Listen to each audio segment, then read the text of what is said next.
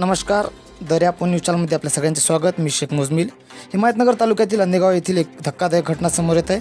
अंधेगाव येथील रहिवासी असलेले राजू रामजी मुतनेपवाड यांनी दारू पिऊन आत्महत्या केल्याची बातमी समोर आली असता या घटनेच्या निषेधार्थ या घटनेची चौकशी केल्यानंतर अंधेगाव येथील सामाजिक कार्यकर्ते शंकर सुब्बनवाड आणि सुनील सुब्बनवाड यांनी पुढाकार घेऊन गावातील नागरिकांसोबत दारू विक्रेत्याच्या घरी जाऊन अवैध दारू नष्ट करत आपला विरोध दर्शविला व पोलीस प्रशासनाला या घटनेची माहिती दिली। या घटनेची माहिती मिळताच हिमायतनगर येथील पोलीस निरीक्षक अमोल भगत यांनी आपले कनिष्ठ अधिकारी वाठोरे यांना घटनास्थळी पाठवत अवैध दारू विक्री करणाऱ्या आरोपींना ताब्यात घेत या घटनेची चौकशी करून पोलीस स्टेशन येथे आणत गुन्हा दाखल केला असल्याची माहिती समोर येत आहे। ही बातमी हिमायतनगर तालुका प्रतिनिधी खयूम कुरेशी यांनी पाठवली। गावामध्ये दारूचे 3 दुकानं चालू आहेत। पोलीस स्टेशनला 3दा आले आम्ही। आमच्याकडे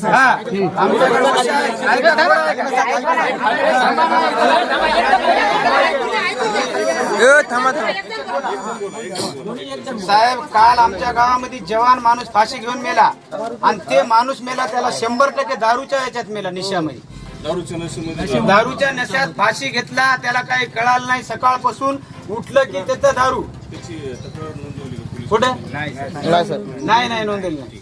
तर ऐका ना साहेब, त्याला 4 मुली होत्या, एका मुलीचं लग्न झालं, 3 मुली लग्नाच्या आत। आणि आता हे दारू आलेला हे एवढं कामून कळणार की बाबा आमच्या गावामध्ये एवढाले हे प्रकरण घडाले आणि कित्येक अशा मावल्या माहेरी पडून आहात आणि नवरे येतात, संसार असे उद्ध्वस्त होऊन गेले दारूनं आणि आमचं गाव बी उद्ध्वस्त झालं साहेब। आणि सर यांना आहे की नाही, दोघं तिघ जण दारू विकणारे आहेत ना, आपण त्यांना ना कोण आहे दारू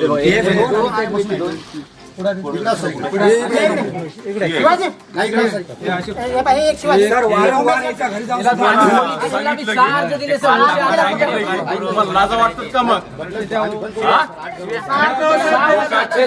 बरबाद व्हायले, लोक मरायला लागले। गणपतीला आलो होतो आम्ही, त्यावेळेस गोष्ट होती आकडा आलो, सप्ताह होता, सप्ताहला गोष्ट होती।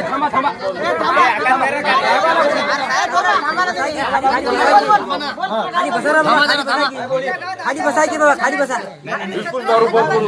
दारूच्या विरोधात मी पण आहे। खाली बसा, खाली बसा। साहेब बीड जमात दिले, पीएस साहेबांसोबत गेले होते आम्ही, पीएस साहेबांसोबत गेले होते। आता आमच्या रेकॉर्डिंग आहे, घरामध्ये आम्ही एक बॉक्स काढला।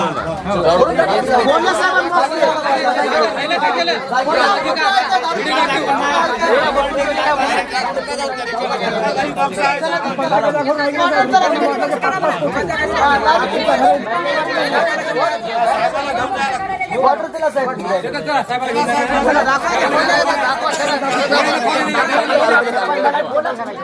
आता तुम्ही शांत बैठा।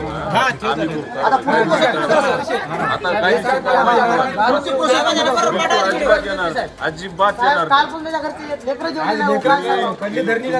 संयम ठेवा, कायदेशीर कारवाई। त्यांचं म्हणणं आहे बा आम्ही पोलीसवाल्याला हप्ते घेऊन चालू आहे।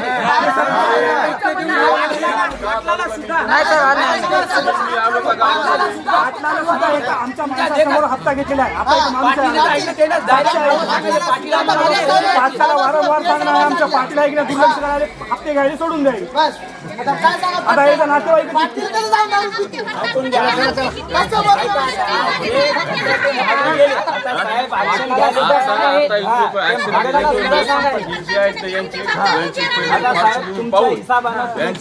पूर्व पार्श्वभूमी पाहून आपण पुढची कारवाई करू।